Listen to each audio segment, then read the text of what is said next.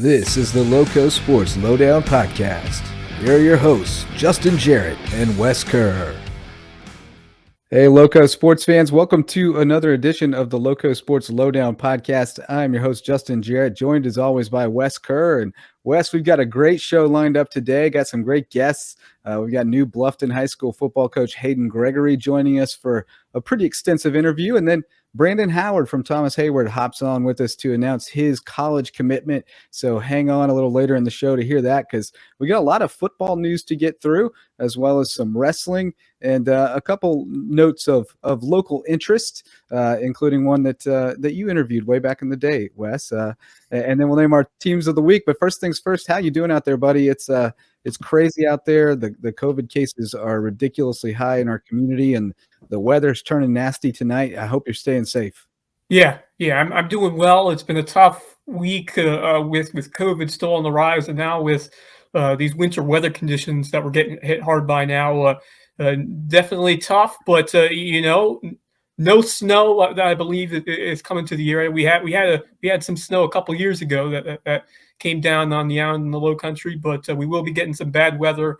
Certainly some dangerous stuff coming in the forecast. So we hope everyone stays safe. And I believe all the games that were supposed to be on for basketball on Friday night were either pushed earlier to Thursday or postponed to Saturday. So we hope everyone stays safe and maybe find some time to binge your favorite show or do something fun at home on Friday nights. So we'll get ready for some more hoops very soon in the coming days. And it's been a great basketball season so far here in the low country, and really starting to heat up as we get closer to February and to the end of the season. Still a couple more weeks to go, and it's just going to get even more exciting as we go forward.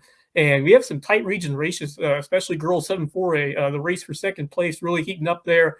Beaufort High still dominating on the boys' side. Of course, Bluffton girls at the top of the girls' division standings over there for 7-4A. But definitely things starting to get even more interesting in both the high school league and in skis. Some great skis games in the past week, especially on Thursday night.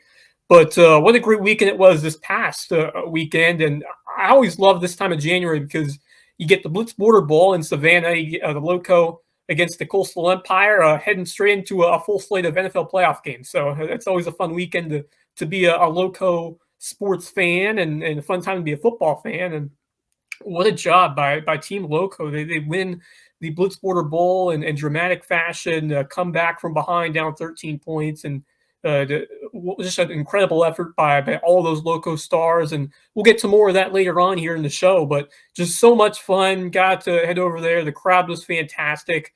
We got to have our very own Battery Creek Marching Band perform at halftime, and just awesome all the way around. WSAV just does a fantastic job putting this on, and our Loco stars came to play. And then on the next day, on Sunday, we got to root on D. Delaney in the NFL playoffs for the Tampa Bay Bucks, a dominant victory over the Eagles to start their postseason. And D making a tremendous play over there on special teams, an open field tackle on punt return coverage. So what a year he has had for Bruce Arians in Tampa Bay.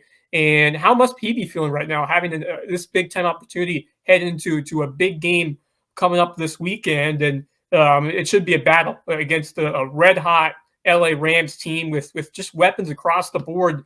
Goodness gracious, that offense, of course, is loaded with Cam Akers back in there, Odell Beckham, Cooper Kupp.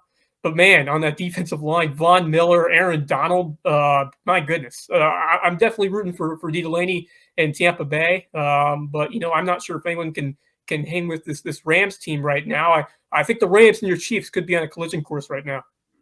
Hey, I could get behind that for sure. That would be fun. I'm a little worried about my Chiefs against the Bills this weekend. Yep. That's going to be a tough one. The Bills are playing very well too. Yeah.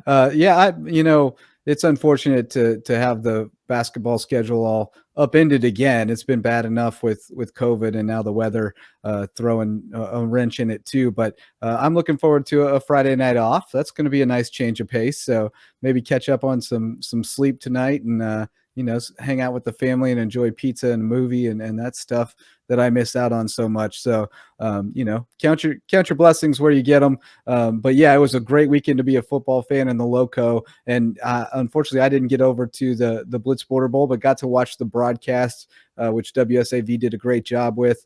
And you got to be there in person and see it.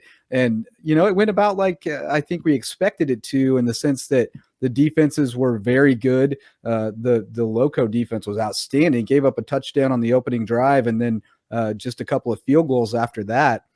And you can't even defend the field goals. So really that just means they got good field position. But the offense came to life a little bit in the second half. And we talked about Jamie Risher and what a factor he could be on both sides of the ball. And holy cow, was he ever. He was the MVP, just making plays all over the place, threw a touchdown pass, caught a touchdown pass, all over the field on defense, and just an electric personality. But man, I just loved the camaraderie that you saw among the Loco guys after they got the win. You could tell that they were all in it for each other and really loving the moment. So very cool to see those guys from so many different schools come together and play as one and represent the Loco and bring it home. Wow. What a game. What a fantastic Blitz Border Bowl, and certainly worth the 2-year wait after losing the game in 2021 due to COVID-19. But just what a moment for football here in the Low Country. Our very own Stars bringing the trophy back after a year off. And what a job rallying from that 13-0 deficit. It certainly looked bleak in the second half, just unable to find a way to put points on the board. But wow, they certainly turned around very quickly to pick up that 14-13 win. And as you mentioned, the defense was spectacular. What a gritty effort by this Loco team, and just found a way to get it done. A couple really big stops. You mentioned a couple tough situations, including a turnover that led to a field goal, but holding them to 3, absolutely huge. And it gave a chance for the offense to come back, and they did. And what a marvelous game from Jamie Risher. I mean, he was responsible for both of the touchdowns. Just a beautiful throw from Tyler Haley on a crossing route, and then he just burned that all-star Coastal Empire defense all the way to the end zone, 59-yard touchdown. And on the next play from scrimmage, how about Kendrick Clark from Woodland High School elevating the pickoff pass, and then just the next play from scrimmage. After that, what a call from Bryce Libran, pulling out some trickery. And this was a play they worked on in practice this week, and they executed it perfectly. A reverse pass from Jamie Risher to Jaden Gilliam, who had 2 huge drops. One of them was on third down, another which would probably have been a walk-in touchdown if he caught it. But, man, he got it done in the biggest moment, and just awesome to see from the Hilton Head Seahawk, who's meant so much to that BJ Payne coach program, Jaden Gilliam. And what a great game as well from Brandon Howard, who we will talk to later on in the show as he will announce his commitment. But he was flying all over the field, blowing plays up. He has been just an absolute joy to cover over these last few years. Just amazing enthusiasm.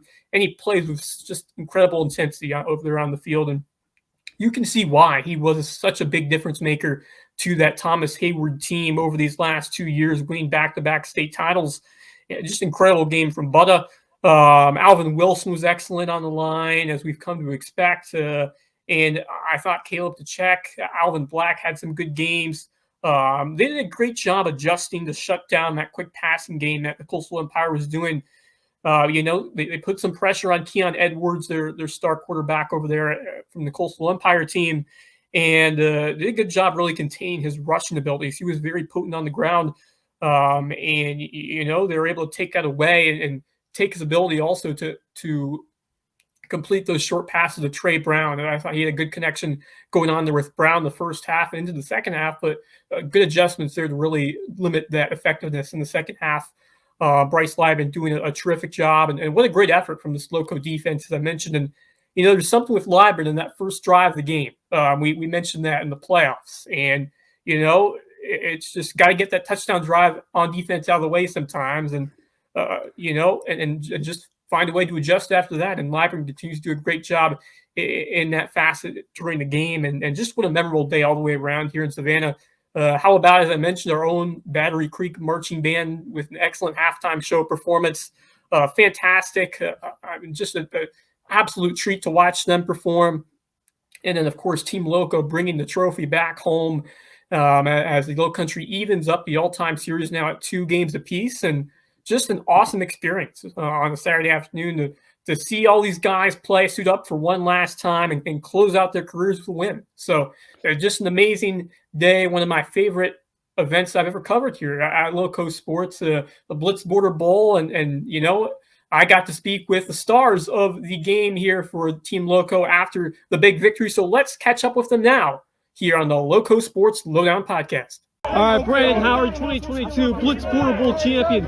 Tell me about how amazing this feeling is here right now. Man, it feels good, man. Being here with the guys, man, it just feels great, man. Tell me about this team's resiliency, just never quitting down 13-0, but being able to battle back and win in the second half. Man, we was down, man. We just kept going, man. The game ain't never over till that clock hit 0, so we just kept that mentality on the field, and we just always at it. How about that defense locking down, limiting what the Coastal Empire could do in that first half, and being able to lead that comeback effort? Man, the defense played very well, man. Everybody played their part, and as a part, man, the whole defense did good. Set from the secondary to the D-line, we did good. Tell me about the experience preparing for this game, practicing for this game with a bunch of other talented football players from the Low Country. I mean, it's nothing but stars all around, man, so it's not like we just babying. No, we doing what we got to do. We getting in it, we learning new things, we learning what we got to do to win, and we came out. So you already won a state championship, now you win another trophy. How awesome has this football season been for you? Man, it's just been a good closing out season, man. I'm glad I didn't go out like nothing else. I'm glad I came out as champion and with another Border Bowl ring.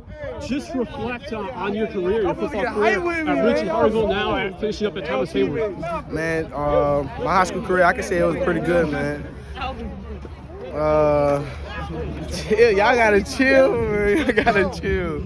And I think you may have some big plans for the future, don't you? Yes, sir. Stay tuned. All right, congratulations, Brandon Howard. Thank you, man. All right, I'm here with Jamie and Risher, the MVP of the 2022 Blitz Border Bowl. How awesome does this feel, man? It feels great winning with my bros, you know, from last game of my high school career.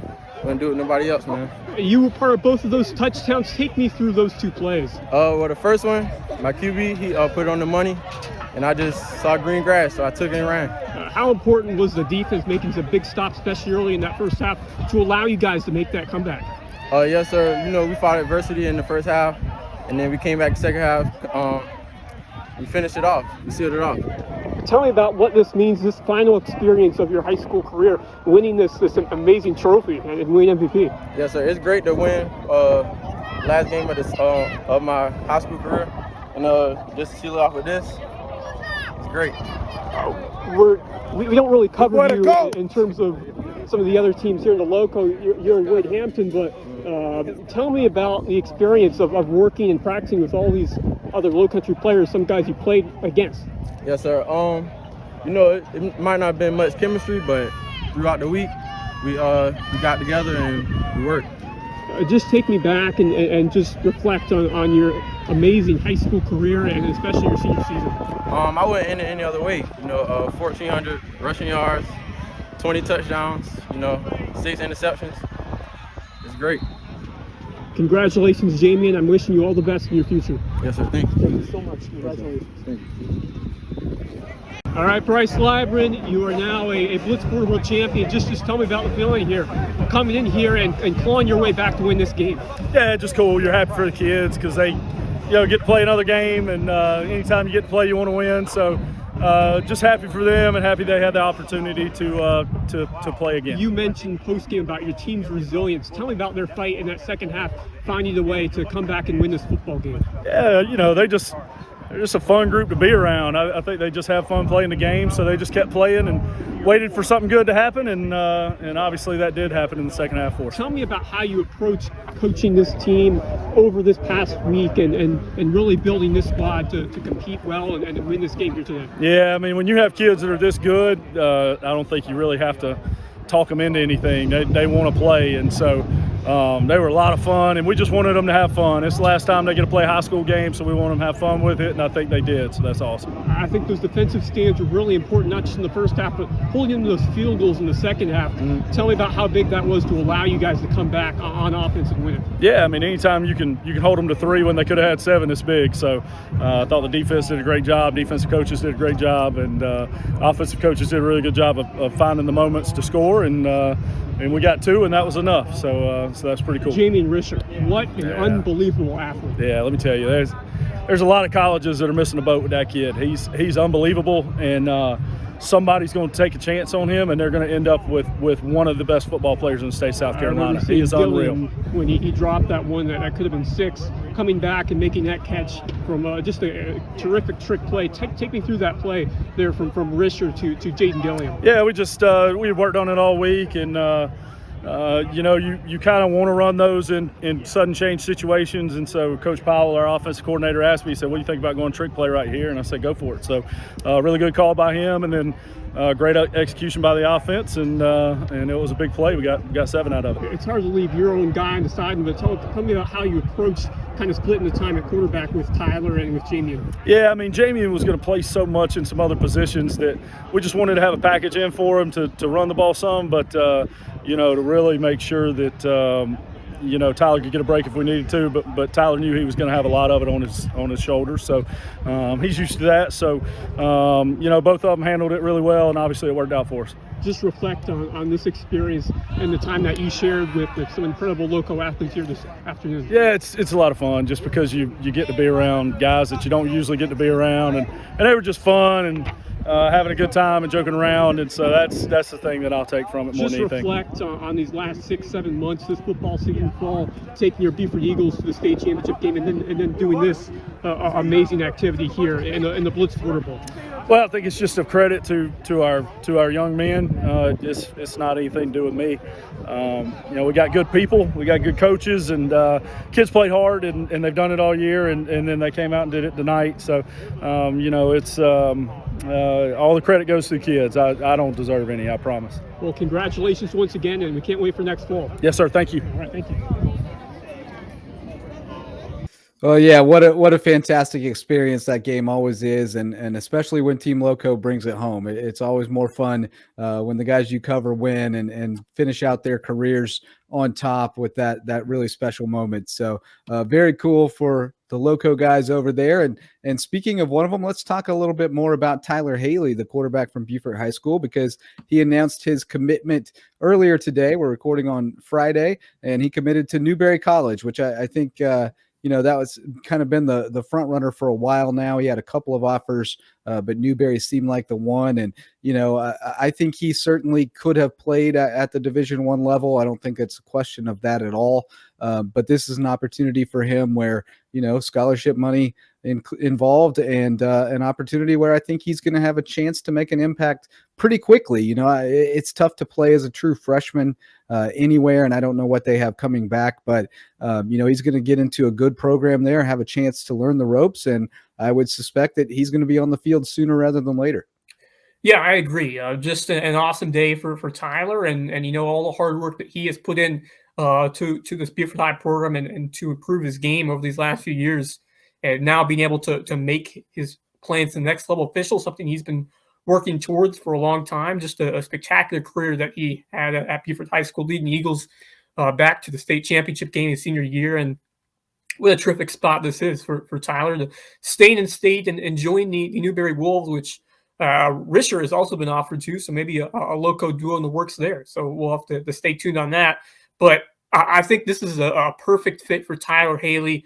It really gives him a good opportunity to learn the ropes at the college level, and then look to get his shot. And it's going to be crowded there, looking like as many as potentially 6 returning quarterbacks on the roster. But, he'll have that time to develop early on, and certainly will give himself a shot to take over that job in the coming years. I believe in him. He's got some incredible poise, really dangerous as a runner. He can throw an accurate football, reads the field really well. I'm sure he went a little better performance in that Blitz Border Bowl to finish off his high school career. Had a tough first half, but he really showed his resiliency, threw an absolute strike to Risher for that touchdown. And, who knows, maybe it's the first of many that those two hook up on if Risher decides to go to Newberry. Also has got a bunch of great offers alongside that school just to earn the scholarship opportunity at Savannah State. So a lot of opportunities coming for Risher as well, and I'm sure we'll be reporting on him in the coming days and weeks as we get closer to his commitment day and his signing day, along with so many of the other Loco stars. But man, the future is very bright for Tyler Haley and heading to a Newberry Division II team that is coming off a 10-win season. And, obviously he was impressed by what Todd Knight was doing over there. And as we say all the time, it doesn't always have to be D1 to be considered successful. And I think this is an awesome fit for Tyler. Gives him a great chance to really work for that starting role in these next few years. And, there have been few athletes who have worked harder over their time in the Loco than Tyler Haley. He's just been a fantastic example for so many of us, and we just cannot wait to keep following him at the next level. So just an outstanding high school career for Tyler Haley, bringing the Eagles back to the state championship game, and now he's stayed in the Palmetto State as a Newberry Wolf, and we cannot wait to see him suit up in the coming weeks and coming months and years at Newberry College. Yeah, and it would be very interesting to see him hook up with Risher there, wouldn't it? Speaking of Risher, he was one of 3 Loco area stars, and we're gerrymandering Risher in at least for this report because he deserves some love on this. 3 Loco stars and a coach named to the South Carolina Football Coaches Association's Palmetto Champions team. This is a pretty prestigious honor because they only honor one offensive, defensive, and specialist from the lower state, the upper state in each classification. So this is saying you're the best guy on one side of the ball in your classification. And you've got Risher on offense in Class 2A. You've got Alvin Wilson as the defensive player in the lower state in Class 4A. And then you've also got Xavier Chaplin as the offensive lineman of the lower state Class 1A, as well as Bryce Labrin from Beaufort, the coach for the lower state in Class 4A. So some tremendous honors here, showing that these guys are at the top of their field in their classification, and you love to see that Loco representation out there. Absolutely. This is a big-time accomplishment for all of these Loco stars and for Labrin as well. Only 25 players and 10 coaches. So this is the cream of the crop in terms of football talent here in the state, and of quarterbacks, linemen, specialists, and coaches and who make this list. And just an amazing honor for all 4 of these figures in the Loco, and especially Jamie Risher, who adds another big-time accomplishment to his resume. Absolutely deserving for what he did this year for Wade Hampton. And I think he's one of the most underrated athletes in the entire state of South Carolina. Just awesome to see him on this list. And then Xavier Chaplin, a tremendous 2-way lineman for Whale Branch, who's still weighing his college options. And just he was a beast. Opened up holes for that run game, which racked over 2,000 yards, of course, led by Joseph Hicks, who's starting to get some offers of his own as well. So great to see him getting some love on top of Chaplin. And Xavier, just a menace on the defensive side of the ball as well. I think he's looking like an impactful college prospect, certainly a shot at a big-time career at the next level. So excited for Xavier and looking forward to see where he ends up.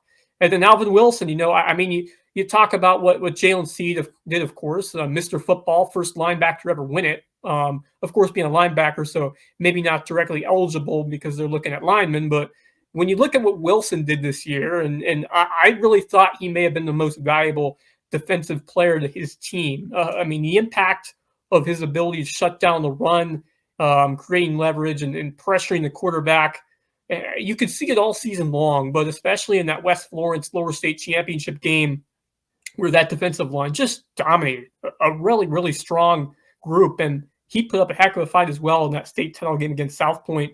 They were able to neutralize him a little bit, the Stallions were, but he still found a way to be impactful and make some plays. And just what an athlete he has become.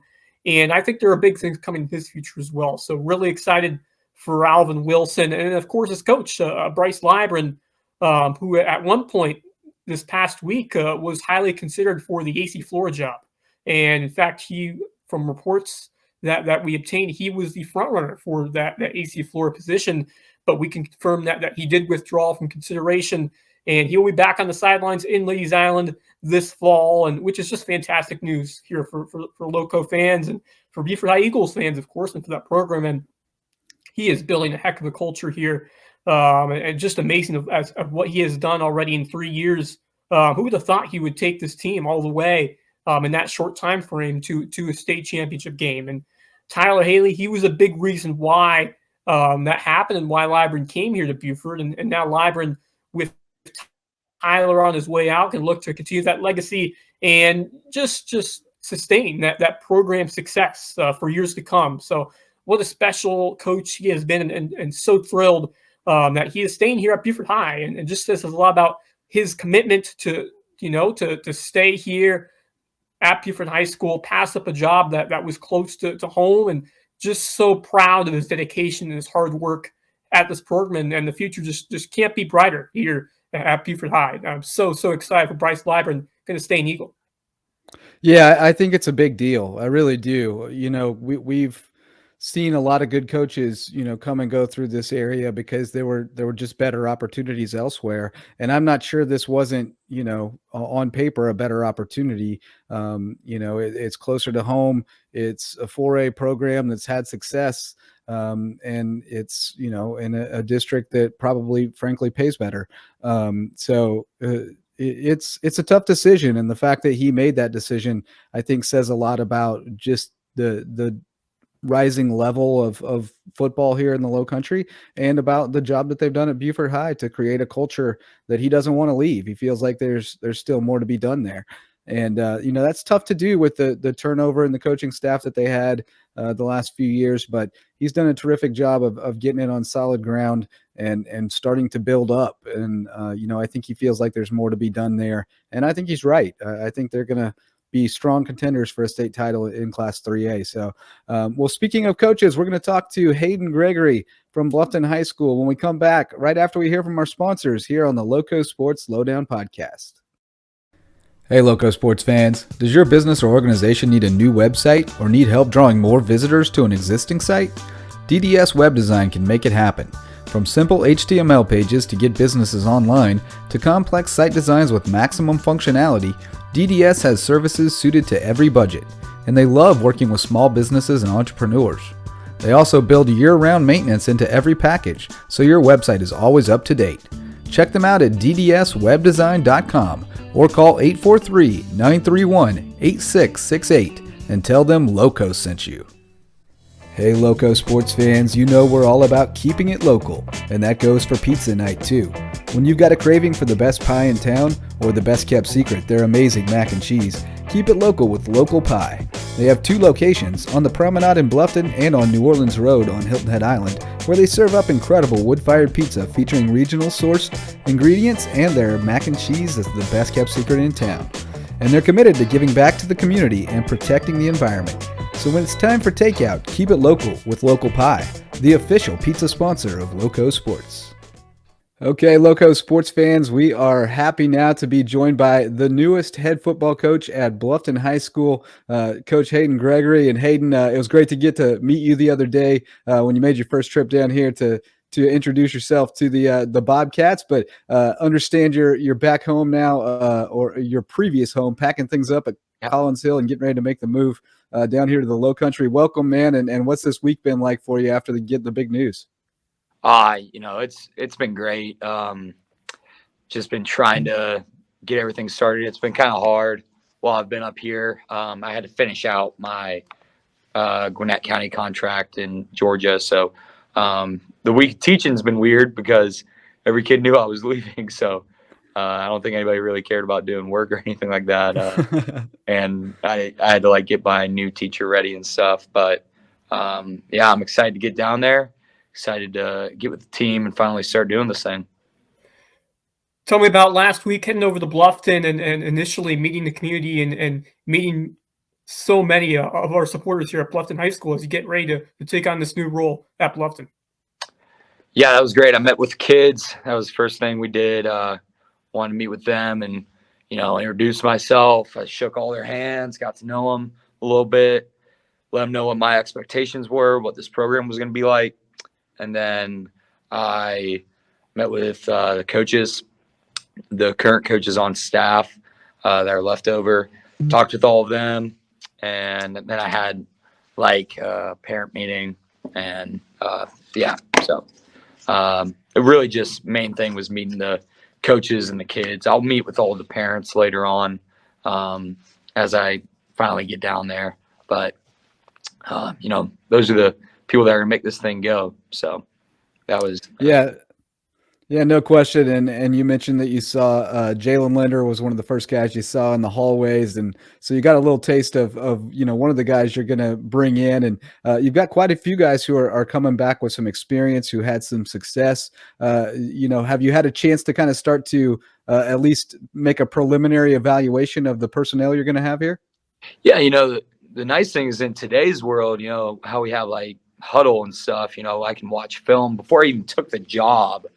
I could look up these kids and watch their highlights and, see what I was walking into. So, I wouldn't have taken this job if I didn't think that there were some talented kids at Bluffton. And I watched about every kid's film I could, saw their highlights and try to get a feel for, what I was potentially coming into.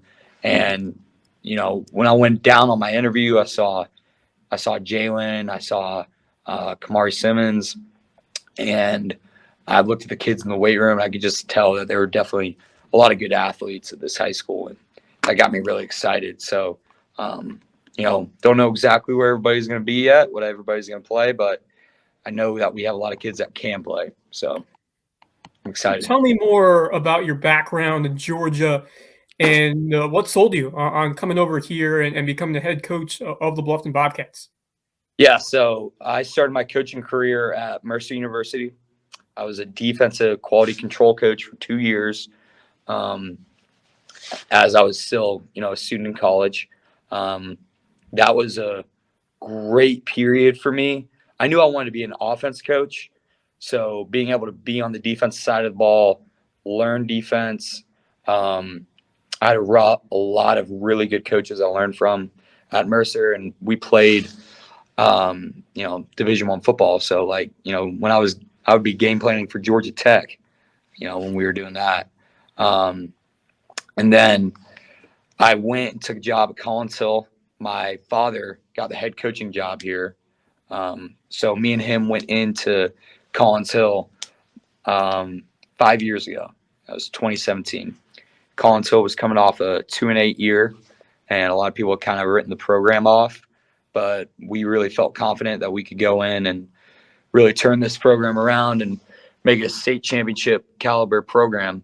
And I've been coaching the offensive line for the past 5 years, been the run game coordinator for the past 3 years, and been a recruiting coordinator also. And, I've learned a lot the past 5 years. We've had a really, really good offense. The past couple of years, coached a lot of really good players. And in 2020, we went to state title. We were state runner-ups, finished around 30 in the country. And then this year we went 15-0, won a state championship. About to get a big ring in a couple months. It's awesome. So, really, I did everything I wanted to accomplish at Collins Hill. Winning a state championship this year. That kind of, once I hit that point, it's like, can't really go higher than that. So I really want a new challenge. And, I looked at some places in Georgia, put some feelers out.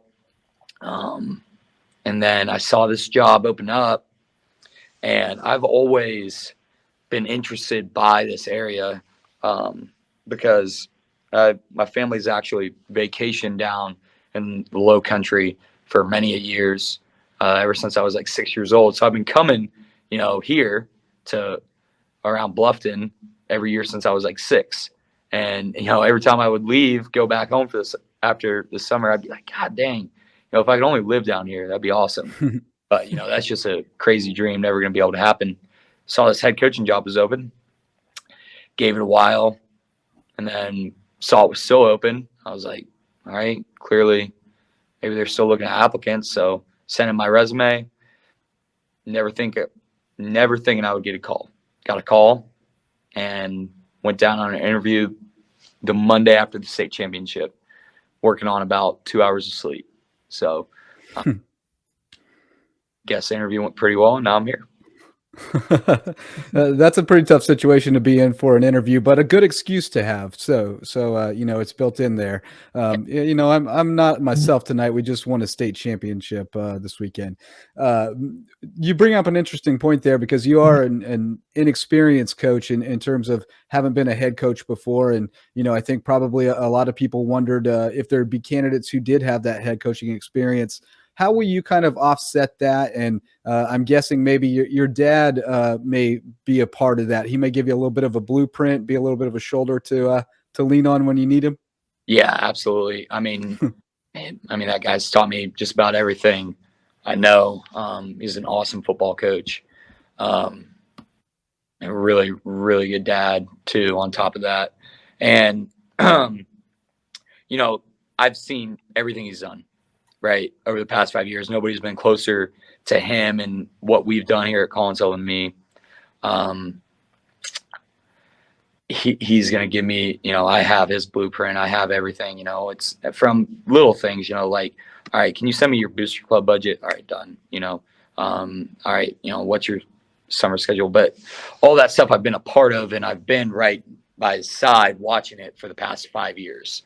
So even though I haven't been a head coach, I'd argue there's no one that's been around it more than me of anybody that's not been a head coach. And I know how a really good football program is supposed to run. We were number 3 in the country this year, and, I'm not saying this to compare myself to anybody, but before Kirby Smart went to be the head coach at Georgia, he wasn't a head coach either. Yeah. I'm sure there were a lot of people that were like, wow, this guy has never been a head coach before. Oh, my God. We just fired Mark Richt. Well, you made the right decision because you hired someone that was a part of a championship program and knew how championship programs were run. And I am not Kirby Smart. I'm not even close to as good of a football coach as Kirby Smart is. But, there's a reason why people from Nick Saban's staffs keep getting hired away, keep becoming head coaches, and keep becoming really good head coaches, And same thing's now happening with Kirby. If you look at, Sam Pittman was Kirby's offensive line coach, never been a head coach before. Now the head coach of Arkansas, doing awesome. His defense coordinator, Dan Lanning, just got hired away. That guy's never been a head coach before. He's going to do great at Oregon. And the examples go on and on and on. But, and same things happens to Bill Belichick with the Patriots, all throughout every level of football, all the way down to high school. It's a valid point. Absolutely. Experience is key, and being a part of that winning program certainly pays dividends in your career moving forward. Just so impressed of what your team had done over there in Georgia, turning that program around.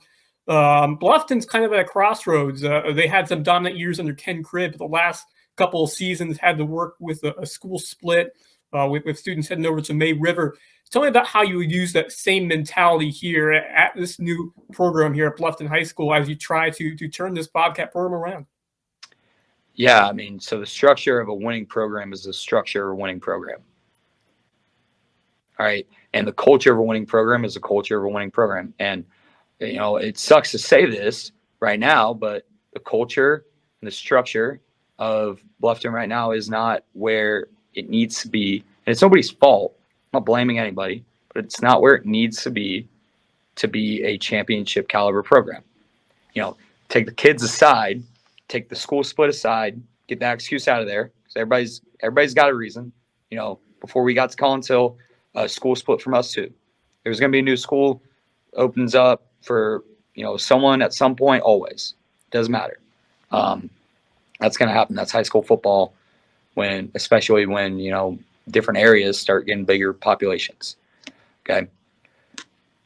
All I can control is what I do with the kids that I got and with the coaches that I got. And the way that I'm going to run my program is the same way that this program is run here at Collinsville. It's the same program that my father coached at and that I played at Grayson High School as well. That's won multiple state championships. My head coach in high school is Mickey Kahn. He's now the defense coordinator at Clemson. He's one of the best football coaches I've ever been around in my life. It's got a lot of, the blueprint that I'm going to bring over has a lot of blueprint I had in college. and all the great football coaches I coached with in college too. So, all I can control is what I can control. And my blueprint is going to be what it is here. So if that doesn't work out, then, I can at least say I did the right thing and I tried my very best and I know what I did works. But in my opinion, there's no way what this program is that it won't work. And I'm not saying that we're going to win a state championship in the next 2 years. I'm not saying that we're going to win a region championship in the next 2 years. But I know for a fact, if I do it the right way, that we can have a lot of success. I know that. That's a great answer. And, a little closer to home, you look at Bryce Librand to Beaufort, who did not have head coaching experience. And in 3 years, he had him in the state championship game. So it can definitely be done when you do things the right way and you've learned from good coaches. And it seems like you've really been a sponge and learned and soaked those things up. Tell us a little bit about your philosophies football wise. I know we talked the other day a little bit about the spread offense and things like that, but what's kind of your MO? What kind of football coach are you? I give you a real easy answer, real simple, and it's going to sound corny as heck, but 3 words is just be more physical. That's it. I was a offensive lineman when I was a player, and that was the mantra that our head coach, Coach Khan, always told us: just be more physical. At the end of the day, you're going to win. And, everything we do is going to kind of surround it around that. We're going to be really physical, tough, work really, really hard. But outside of that, if you want to talk about like offense, for example, because I'm an offense guy, we are going to be a spread offense. We're going to be really, really up tempo. I want to go really fast. I want to keep the defense on their heels. I want them to be confused, to be thinking, not to be able to get the call in. And I want our kids for it to be very simple for them. Keep it simple, stupid, KISS. That's, if you want to sum up what my offensive philosophy is, that we're going to be really fast. We're going to be really simple. For us, it's going to be simple. For the defense, it's not going to be simple. I'm not going to say I'm going to throw the ball 50 times a game or I'm going to run the ball 50 times a game. I'm going to do whatever works as far as that goes. If we got a really good running back and a really good offensive line and defense is giving it to us, and, I'm going to take it and run the ball. The past couple years here, we've been a very heavy passing team. Our quarterback's thrown for 4,000 yards the past 2 years. So, you could call me like an air raid type guy.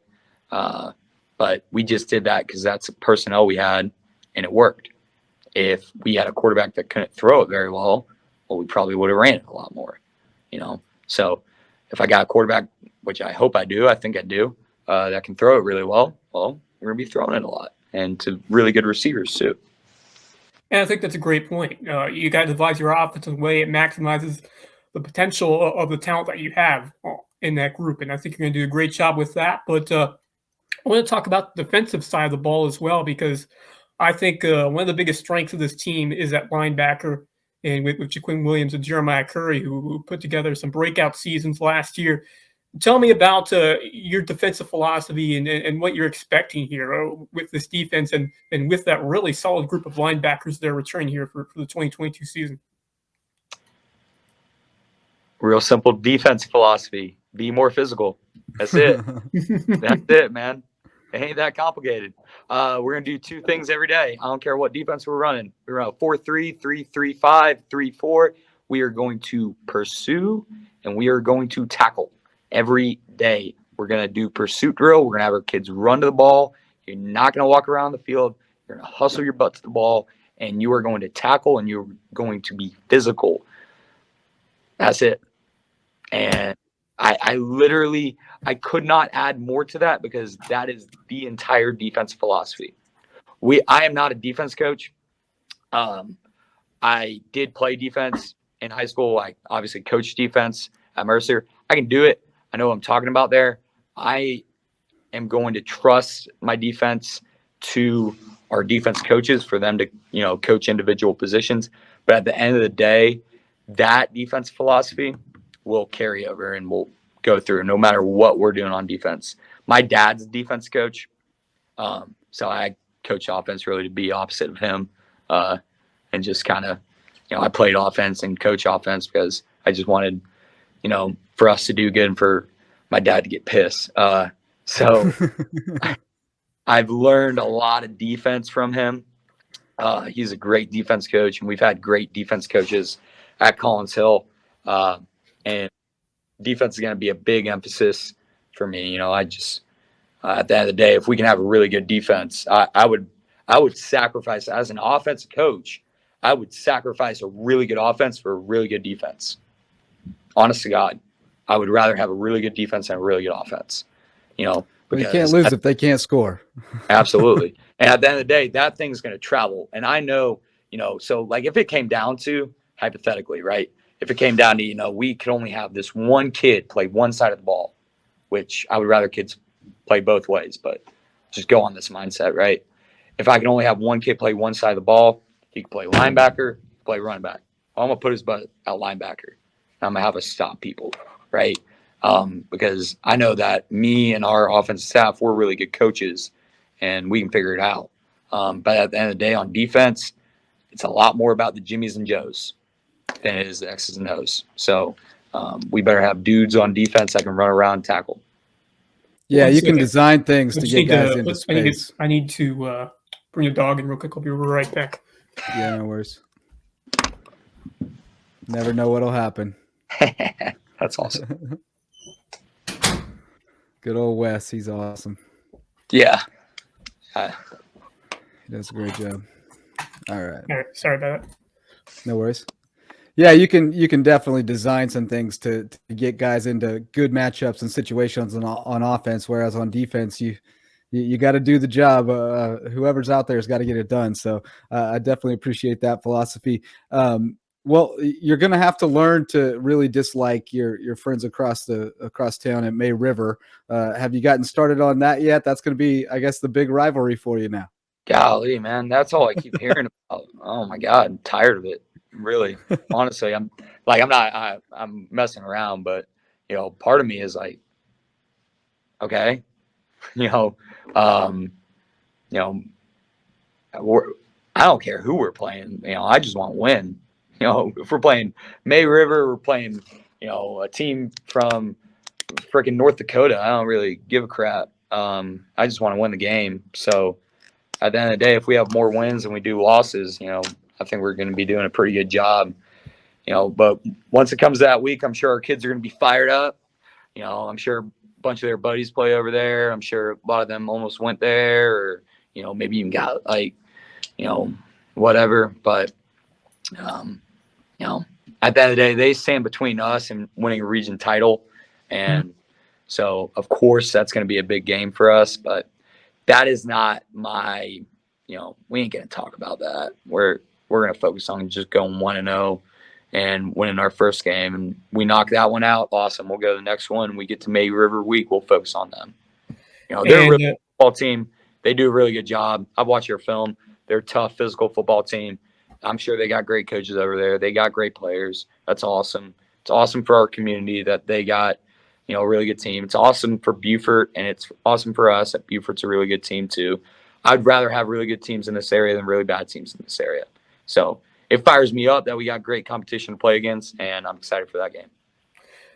Absolutely, and I think this region could be wide open because, of course, Beaufort is dropping from 4A to 3A this year, which I think really opens it up between May River, and I think Bluffton could very well be a factor as well. Tell me about the mentality going into year one of this head coaching position. What is going to be the key for you to really establish and lay that foundation here in 2022?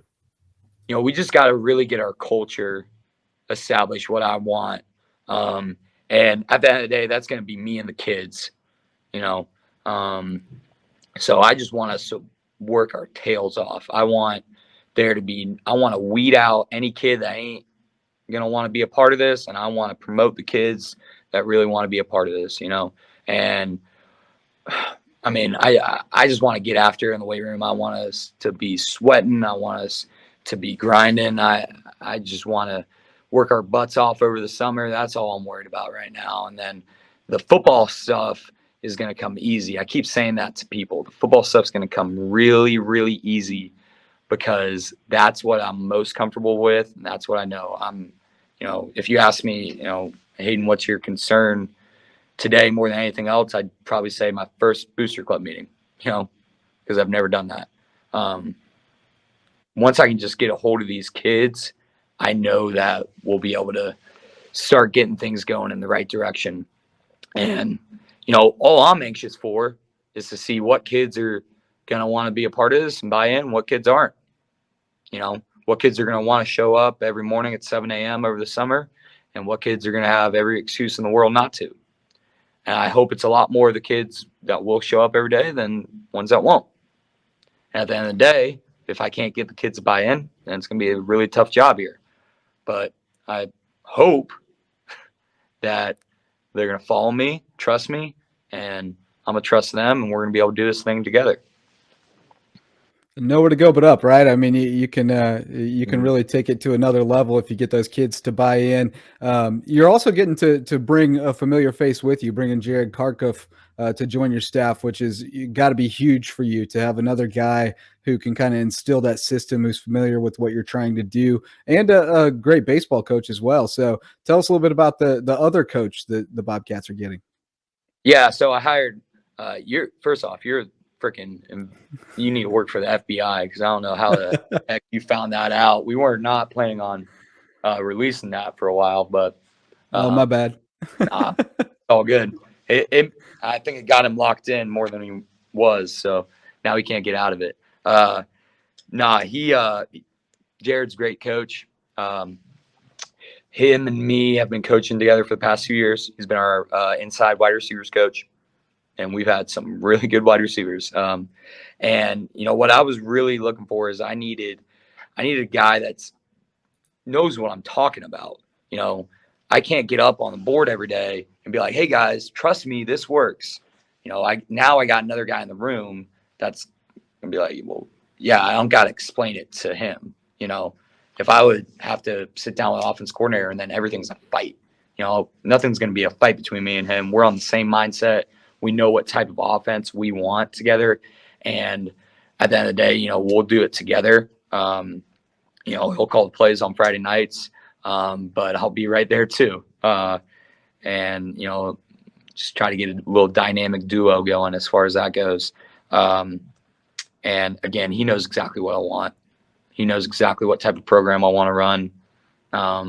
He'll probably end up coaching quarterbacks. He played quarterback in high school, and he was really, really good one. He could have played college football, but he was a little better of a baseball player. So he played college baseball, and he got drafted. And always call him Blue Check Mark because he's got blue check by his Twitter handle for his days in the minor leagues. Probably would have made it to the big leagues if he didn't hurt his shoulder. I know everybody in the world can say that, but he had some really good stuff and could pitch in the high 90s. So if you come out to practice one day, he'll be the best athlete out there. He can punt it about 50 yards and throw it about 70. So it's pretty crazy. We used him as our scout team quarterback 2 years ago because we had no good backup quarterback, and our defense couldn't freaking stop him. He had no pads on. He's out there running around against the best defense in the state, and they couldn't stop him. So if I got to do that too, I'll throw him in there at that.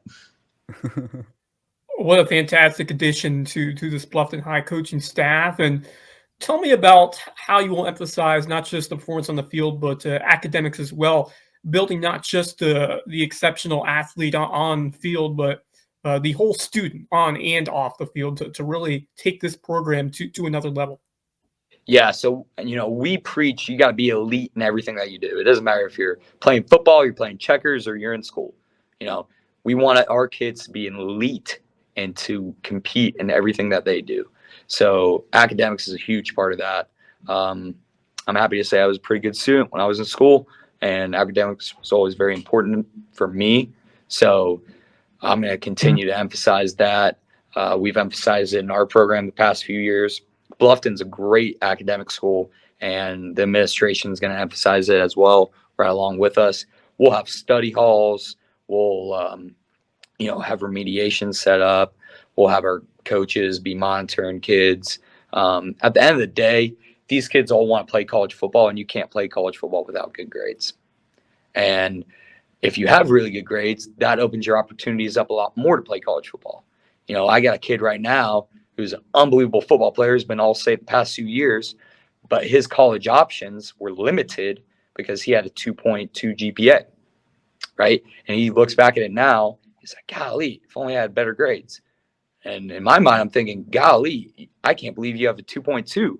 That was to get you to a 2.2. It's a miracle that you're there. And you're, it's not like he was dumb. It's just, got a little lazy. But, thank God he's got at least a 2.2. But if he would have had a 3.5 or a 4.0, well, who knows where he'd be going to school, So I think just emphasizing that with kids, as long as you have high enough grades, you're going to be able to play college football and give examples like that, be able to tell stories like that. Hopefully, obviously not every kid's going to listen there, but hopefully a lot of kids will end up buying into that. Good thing is there's already a really good foundation for that at Bluffton. If I could say one thing about the high school, it's that it's such a good academic school, and just talking to the kids, their GPAs are really good.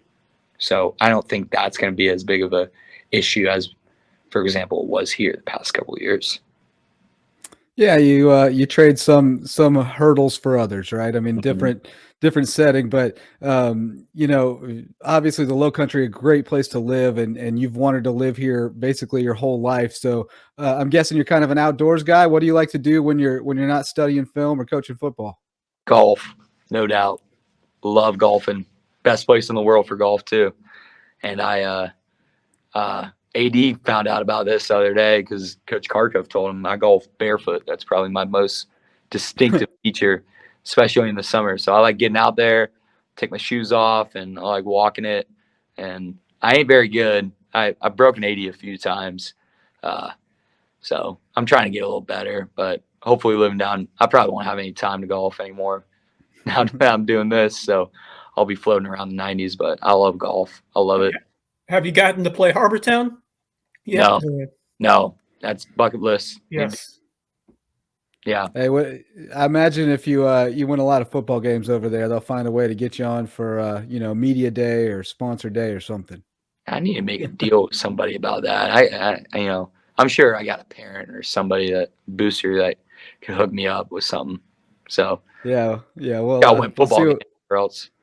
That's right. Let's see if we can help you pull some strings and go play Harbortown one time. But Hayden Gregory, thanks so much, man. We appreciate your time and hopefully the first of many visits here on the LowcoSports Lowdown.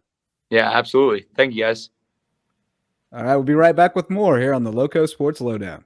All right, Wes. Well, I got to meet him the other day at the press conference. You've gotten to meet him virtually now and talk a little bit with Hayden Gregory. And I think we both agree that, this is a really strong hire. I know that, certainly he's inexperienced. He's not been a head coach, but as he mentioned, he's got his dad in his corner. He's been by his side to watch him build a program or rebuild a program in a short period of time. So he knows the blueprint. He knows the X's and O's. He knows the football side of things. I think there'll be some growing pains as an administrator, so to speak, of a program. But again, he's got his dad to lean on there, knows what to expect. And, I think the biggest thing they needed with this hire was to get people excited about Bluffton football again, because it's been a few years. And I think this hire will do it. I totally agree. I think it's a home run hire for Bluffton High School. Really excited to see Gregory head over here to Bluffton and what he's going to do to carry this Bobcat group forward. And I just think it was a great decision by the administration. You look at the experience that he has had under his father and what his father has done. And I agree that he will rely on him at first to really set the foundation and to have him guide himself through those first few months and that first year to set him up for what should be a fantastic career here at Bluffton. And, I think he's got the right mentality. I think it's great to bring in a young, talented football mind who he's been around the game for a long time. He dreamed of being a head coach ever since he was a child. And I think he provides so many vibrant options here going forward to this program. He is definitely well educated in the game, and he provides a great lift going forward for this program to have that new energy, to have a spark of a guy that has seen a winning culture and can really transfer that here into this new program. So I'm so excited. I think it's a fantastic hire, and I cannot wait to continue to follow him as he makes his journey from the Peach State in Georgia here to the Palmetto State in South Carolina as he gets set to take over the Bluffton Bobcat football team. Yeah, I think he's going to do a great job. I think there'll be, some bumps in the road for sure. And, he doesn't know what he doesn't know yet, but he'll find out, as everybody does the first time they do something. But, I think the enthusiasm is great. I think the mentality is spot on. I think he's made a pretty good assessment quickly of the program and what needs to be addressed with the culture and the attitude and being more physical. I think he's right on with what they need to do to turn things around, because the athletes, certainly there are some athletes there. It's not like if you list off the top 5 or 6 guys, they're going to compare to the top 5 or 6 on any team. So they have to build depth, and that happens, in the hallways and in the weight room and in summer workouts. And, I think he's got the right mentality and the right attitude to do it. So I'm hopeful that we'll have, a really competitive Bluffton football team again in 22 and beyond, and have a great rivalry with May River, and hopefully see more teams having success in the postseason and sending more kids on to the next level. So good stuff from Hayden Gregory. And now, Wes, we've got a little special guest, because Brandon Howard told us today that he was going to announce his commitment. So we asked him if he wanted to hop on and talk about it a little bit. So let's welcome in Thomas Hayward Academy's Brandon Howard here on the LowcoSports Lowdown podcast. All right, Loco Sports fans, we got a little special addition to the show this week, because our buddy Brandon Butta Howard over at Thomas Hayward making his big commitment today, and he agreed to jump on with us and let us know. Butta, we've been waiting for a long time, man. You teased us a couple of times and then made us wait. Where are you going to play your college ball? So it's been a long road, long high school career, and finally got to the end. So I'll be deciding taking my talents to the Charleston Southern University. All right. Following your head coach at Thomas Hayward's footsteps there, Nick Shuford went to Charleston Southern. Tell us a little bit about why you made that decision. So I played my state champions there the last 2 years. I got my head coach there, and he told me a little bit more that's what's inside the school. I've been talking to Coach Denson, Coach Vance, the linebacker coach, the defensive coordinator, and it's just a lot of good things out here, and I feel like it'll be a great fit for me to go there. Brandon, congratulations. Just tell me your thoughts and your feelings heading into this new chapter here of your life now, going to play college ball at Charleston Southern University. I mean, right now it's just a lot of feelings into it. It's very exciting, though. I'm proud of myself for even making it this far, because a lot of kids don't even make it this far. So I'm very proud of myself for even being able to do this with you guys, being able to commit, being able to sign with a college, and it just feels good, man. Well, congratulations to you. Like you said, we've been covering you for a long time, going back to Ridgeland Hardyville High School. And then, of course, with COVID being what it was and the Jaguars not playing, you ended up at Thomas Hayward. But, just kind of reflect a little bit on your high school career. There was a lot of adversity involved there, but also a lot of success and able to overcome and be where you are today. I mean, my freshman year, first year of high school, it started off. I wouldn't say it started off slow, because I played a lot of minutes on varsity, and it was a great experience for being on the field, being able to know like what offenses was trying to do, and it just picking up little small stuff, just growing and being a better player and being a better person. Tell me about how that adversity with COVID and having to find that new spot to play. Tell me about how those challenges will really fuel you, having gone through that now as you get ready to play at the next level.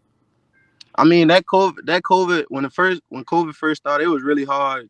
Just trying to go from a new school, trying to get better, and just trying to stay focused on the goal here. So I mean, I would say it was very hard, but then the coaches at Thomas Hayward brought me in, and they made it a lot easier than what it was. And tell us a little bit about that team that you played on there at Hayward to win 2 state championships, and then this year to have more of your guys come over that you went to school with at Ridgeland Hardyville had to be very special. But just the legacy that you leave at Thomas Hayward, what do you think? I would say my junior year, the guys just welcomed me with open hands, man, and it just felt like someplace I could really call home, and they really helped me become a better player each and every day during practice, during games, during workouts, during the summer. All of it just helped me become a better person, and I just wanted to give back to them what they did for me. And winning those 2 state championships, it just felt good, man, and just leaving a great legacy behind myself. I got little kids looking up to me. They always coming up talking to me, and it just feels good, and I just feel really appreciated. Tell me more about that legacy that you have left here at Thomas Hayward, and just about what you hope to do at the next level, Charleston Southern, to continue to inspire that next generation of Loco stars. Man, I just want to continue to just grow, becoming a better player, and just elevating my game just to see. I don't know where this will take me, but I got big dreams, and I hope I can make those dreams come true. But I mean, the school, Coach Shu, Coach Bonai, all of them played a big part. My brother, Coach McNeil, he played a big part in my life, and I just want to thank those guys for putting me in this position that I'm in today. Yeah, it's something to celebrate every time a young person gets an opportunity to play at the next level when that was what they want to do. So congratulations to you, man. I think you could have played basketball at the next level too. You guys are having a pretty good season over there. You having fun back on the court? Yeah, man, it does feel good being back on the court, running up and down with the guys. We took a hard loss last night, but we ready to bounce back. We got John Paul Money, so we ready to come back. Hey, take me through that crazy 4-point play you had this past week to help you guys get the win. Oh, man, I caught it in the corner. Guy closed out. He fouled me. Shot went in. It was a big basket, put us up. And we just cruised for the victory through then. Yeah, it's great to see you back out there, man. Hope to get out and see a game real soon. And congratulations again on your commitment and a terrific high school career. We can't wait to see what you do up at Charleston Southern. Thank you, guys. I appreciate you. And I just want to let y'all know that y'all were a huge factor. It just feels good seeing y'all on the sideline, being there, catching every moment in camera, on video, articles. I read every article, and I just want to thank you guys, man. Well, that's what we're here for, man, just to shine a light on you guys and celebrate your success. And we'll keep doing it when you go up to Charleston Southern, brother. Thank you, man.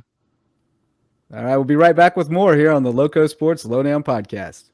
We appreciate Brandon taking a little bit of time out of the day, a special day for him, announcing his commitment to Charleston Southern. And, I thought for a long time he was going to go to UAB, do a preferred walk-on thing there. But, I think Charleston Southern kind of came in late, and I think the sentimentality of playing those 2 state championship games there, and his head coach having played there, that started to warm him up to the idea, and I think it's a great fit for him. I think he will be an immediate impact player in that program, and I really think that the sky's the limit for this guy, because he's kind of been toiling in anonymity down here in Jasper County, and then playing for a small Schizo 1A program for 2 years. But he is an absolute dude on par with any dude around here.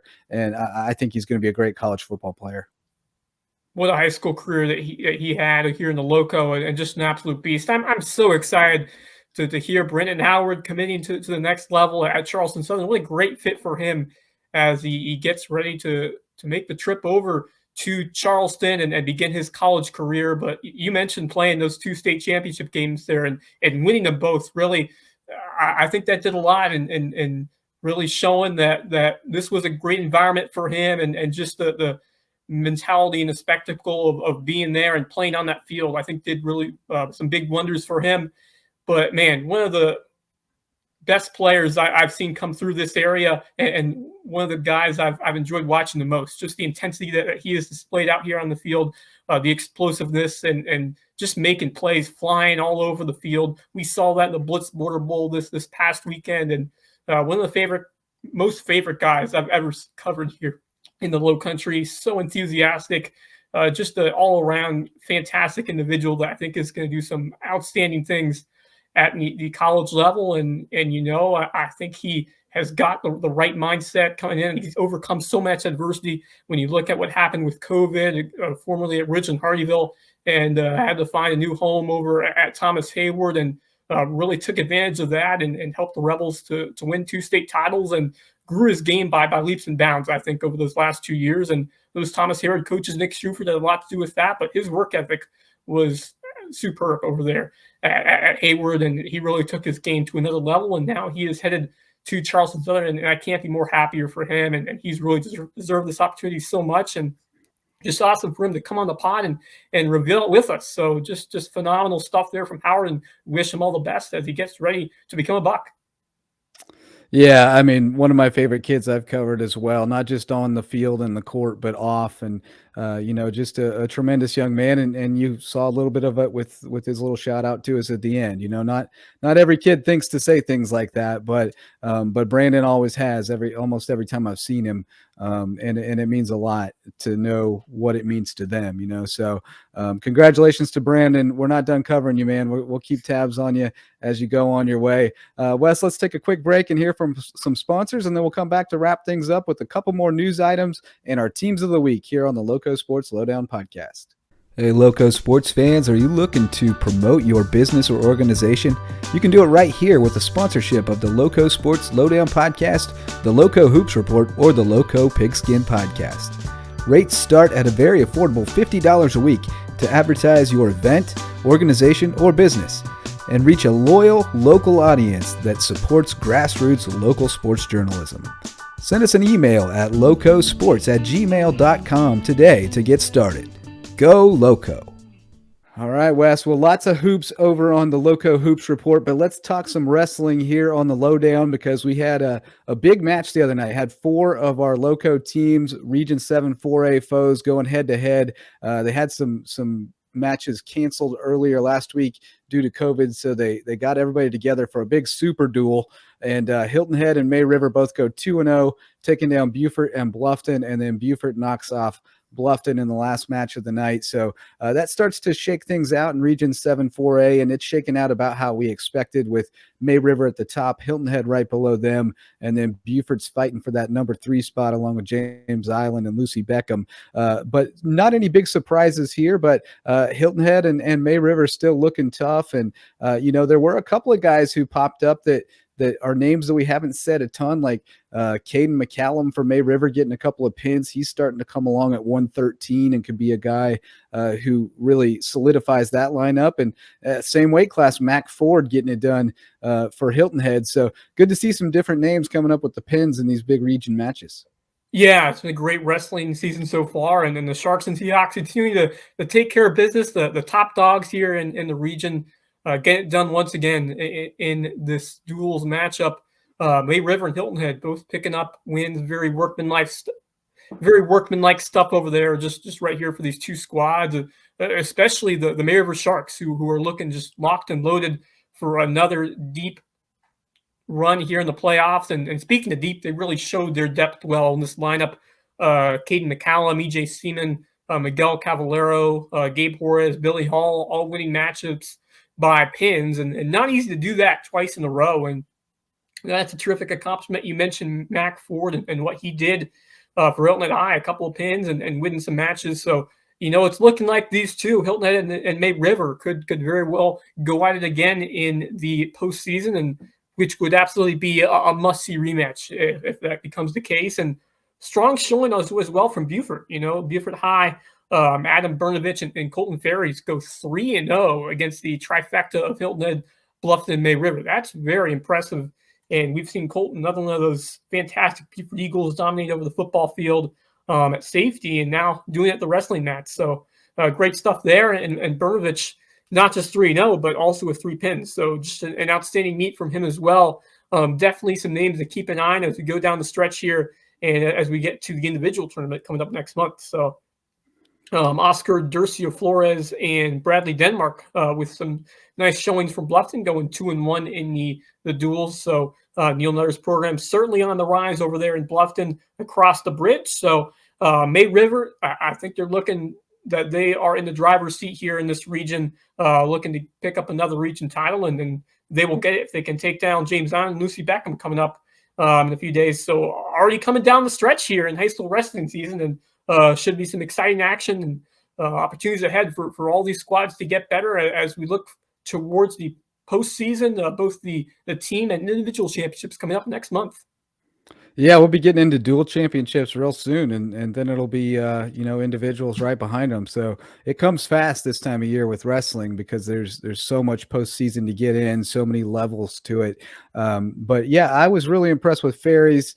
The win over Chris Snowden from May River was a great match and a big win for him. Those two are probably going to go to head a couple more times, in the individual tournaments and maybe even in a state final potentially. But I thought that the Durcio Flores kid wrestled really tough for Bluffton, and then Denmark also has been wrestling really well at 285, and they're both sophomores. So I think Nutter's doing a good job there. That program was cupboard was pretty bare when he came in, and he's done a good job of starting to get more numbers out. Really tapped into some different populations in the school to get more kids wrestling. So that's great to see. That program will get better. I mean, you keep wrestling all the teams around here, the May Rivers and the Hilton Heads, you're going to get tougher, and Battery Creek for that matter. So looking forward to some. Iron. That's right. Absolutely. Especially with wrestling. Yep. Well, let's shift gears a little bit because we got an honor for one of our ADs, and Carlos Cave over at Whale Branch has been very involved, in the South Carolina High School League over the years, and he's been elected the president of Class 1A for the next 2 years. So congratulations to Cave, a guy that I got to know first as a football coach and then got to see him grow into an AD role. And he has really become one of the tremendous ADs in this area. Whenever we need to call on somebody to clarify a rule for us or explain what's going on in a complicated situation, Cave's always willing to do it and always knows the inside scoop and how to relate it to people. So great choice here, and congratulations to Carlos for a great honor. Yeah, absolutely. Congrats to Coach Cave. And this is a huge honor for him and for Whale Branch to represent Class 1A in the South Carolina High School League as the president, and a big responsibility to be that ambassador for over 50 schools in the state. And I'm sure he's going to do a fantastic job. I'm so proud of what he has done to really create and mold that winning culture that he's developed here at Whale Branch. And you can't do that without strong and proven leadership. And he's certainly shown that in a variety of ways. And, it's difficult to really create that sustained and winning culture throughout a variety of sports, but he's really done that. It's really grown that culture around here in Seabrook with all these student athletes that have succeeded and have gone on to the next level and continue to produce there, and all these guys that have come up. And you look at how incredible the football program continues to be with Jerry Hatcher and basketball, Jim Raymond, and women's girls basketball, and Latoya Mack as well, and just all the way around, just some terrific programs. So just really excited about Whale Branch and the future of athletics here in the school, and this opportunity for Coach Cave. And he's done a great job finding individuals that can help take these student athletes and these programs to the next level. So phenomenal honor to be the spokesperson and representative for this classification 1A in the South Carolina High School League, and great to have Loco, on the map in this prominent role here statewide, and just an awesome opportunity for him. And he's really deserved it for all the amazing work that he's done, and Cave and the school going forward. Just a great opportunity all the way around these next 2 years, and we wish him the best of luck in this very exciting new role. And a great advocate for the smaller rural schools and marginalized communities too. So he's always speaking up about those issues, and we appreciate him for that as well. And another honor for a guy with a local connection and a personal connection for you, Wes. I think he's an old family friend, Hilton Head resident Curry Kirkpatrick. If you're a man of a certain age who read SI, you definitely know that byline. He was named to the National Sports Media Association Hall of Fame alongside some really big names: Hubie Brown, the basketball analyst; Jackie McMullen, who's a great sports columnist at the Dallas Morning News; and the late Stuart Scott, who was cooler than the other side of the pillow. So how great is this for Curry Kirkpatrick? So happy for Curry, and what a legendary career that he has had at Sports Illustrated for many years, and what an honor he is given here, going into this National Hall of Fame alongside a couple of absolute legends in the industry. And I believe he is one as well, headlined by, as you mentioned, the late Stuart Scott, the ESPN anchor, who is always a staple, not just in the sports world, but in American culture with his catchphrases, cooler than the other side of the pillow, and booyah, as he used to always say over there at ESPN. And, what great company to be a part of as Kirkpatrick enters this NSWA Hall of Fame, and some other big names you mentioned as well. Hubie Brown, the phenomenal former NBA and ABA coach. He became a television broadcaster for a variety of networks. One of the most successful and most influential people in the game of basketball. And then Jack McMullen, a spectacular writer. She's worked a variety of networks and organizations and papers, and very well-known and successful journalist as well. And of course, Curry, the longtime writer for Sports Illustrated back in the day. And then he's also worked for Newsweek, CBS, and ESPN. And he was the voice of college basketball over there. And he really grew his career with the legendary Dean Smith, North Carolina head coach. He actually came to UNC as a student during Curry's freshman year, Smith did, and got to document that incredible career, including the 1982 championship, which just sits in basketball lore now. Michael Jordan game-winning shot, which many say the legend was born right there over in Carolina.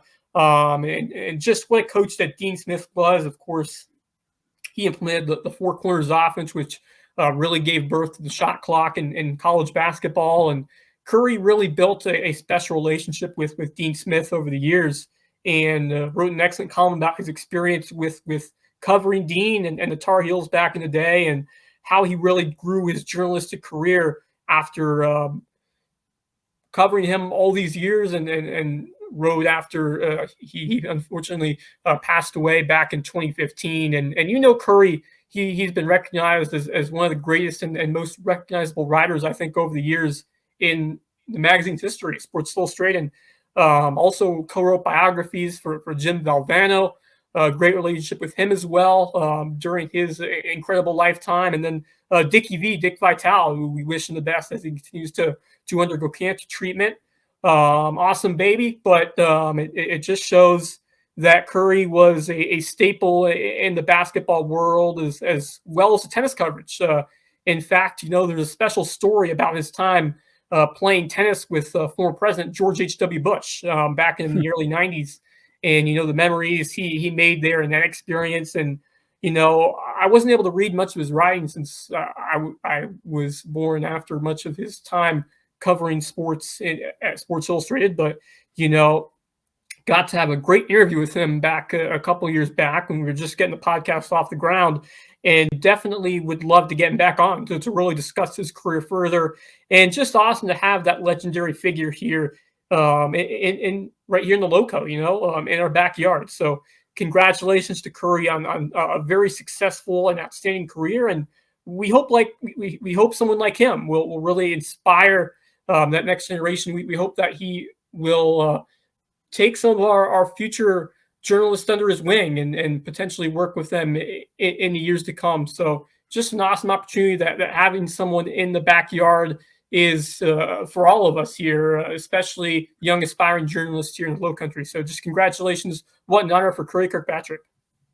Yeah, maybe we can get him to help mentor some of these young interns we have. We got some talented young kids who are trying to learn the ropes here. So, in fact, I'll give a little shout out to Ellie Masterocco and Alex Williams, our current high school interns. who are starting to do a great job. We're teaching them how to do this sports media thing, and maybe they'll take to it and have a crazy life like us someday. So congratulations to Curry Kirkpatrick. Great stuff for a Hilton Head resident. And finally, Wes, let's bring this thing in for a landing with our teams of the week, and you get the first shot at it. Who are you going with this week? I'm going to go with the Bluffton girls basketball team. They are on quite a run right now. They have not lost a region game since 2019, I believe, which is just insane. And it took some work to keep it going. Last Friday, they pulled out a thrilling overtime win against James Island.